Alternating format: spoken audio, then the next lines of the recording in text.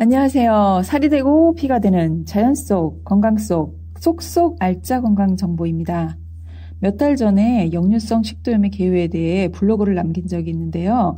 정도의 차이는 있지만 역류성 식도염 증상을 경험하고 계신 분들이 많으신지라 카톡 문의를 많이 받았습니다. 몇 명이 모이게 되면 역류성 식도염 증상을 호소하는 분들이 꼭 계실 정도니까요. 미국의 경우에는 1년간 300만 건 이상의 케이스가 있다고 합니다. 공식적인 발표로는 미국의 경우에는 27%까지, 남미의 경우는 23%, 유럽은 최고 26%, 동남아시아의 경우는 최고 7.8%의 역류성 식도염 유병률이 보고되고 있습니다. 병원에서 진단을 통해 공식 집계된 것을 감안하면 실제로 증상을 호소하는 경우는 몇십 배 더 많다고 생각하시면 될 것 같아요. 오늘은 역류성 식도염, 흔히 속쓰림이라고 하죠. 이 증상을 악화시키는 요인에 대해 집중적으로 알아보겠습니다.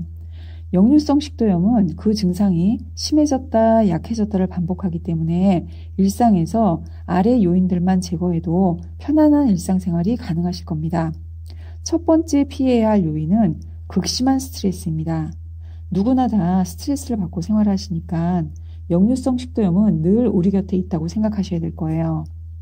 우리의 위장은 프로스타글란딘이라는 물질을 분비하는데 이것은 위산으로부터 위장을 보호하는 역할을 합니다.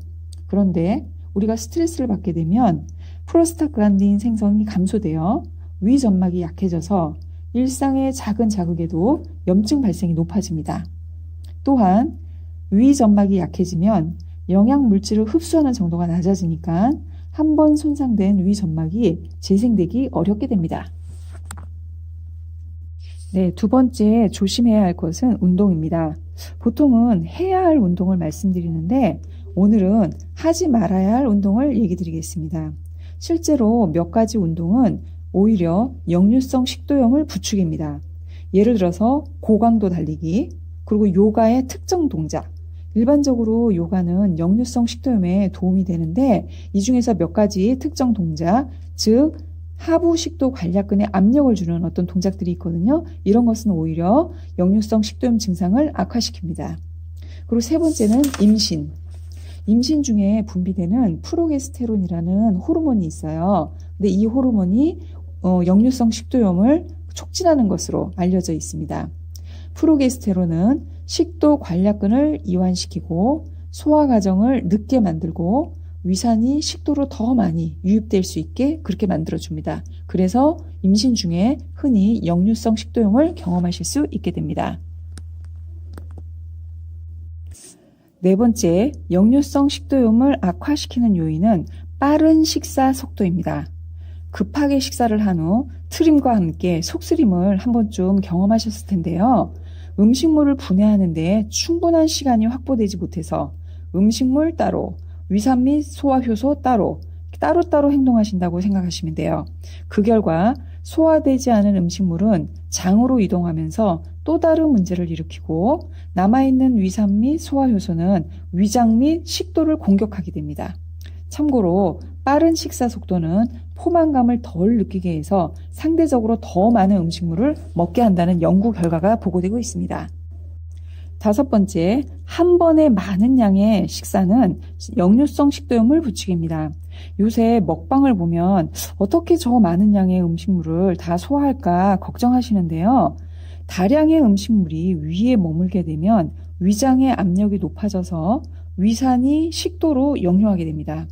또한 많은 양의 음식이 위장에 오래 머물게 되면 위산의 분비가 많아지고 위산에 노출되는 시간이 길어지게 됩니다. 위장 입장에서는 좋을 것이 하나도 없죠. 여섯 번째, 취침 시간 근처의 식사. 식사 후 누워있게 되면 위장 내의 위산이 식도 쪽으로 경사져서 유입되게 됩니다. 잠자리에 들기 최소 3시간 전에는 식사를 끝내시고요. 취침 시가 아니더라도 식사 후 바로 눕는 습관은 좋지 않습니다.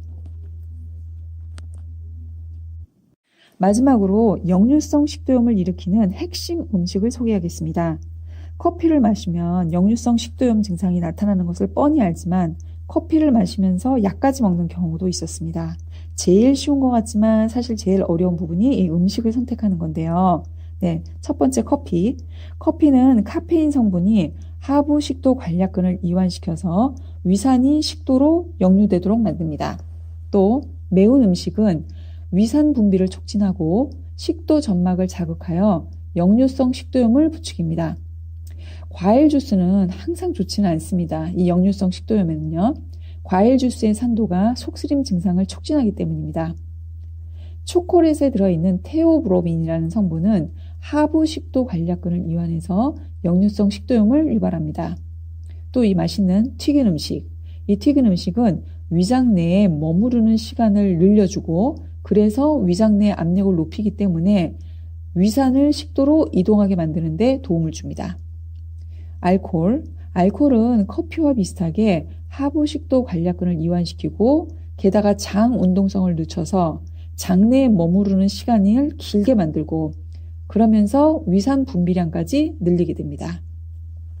음식의 경우는 금방 효과를 볼 수 있는 부분이라서 양, 농도를 서서히 낮춰가면서 끊어가는 방법을 고려해 보시기 바랍니다.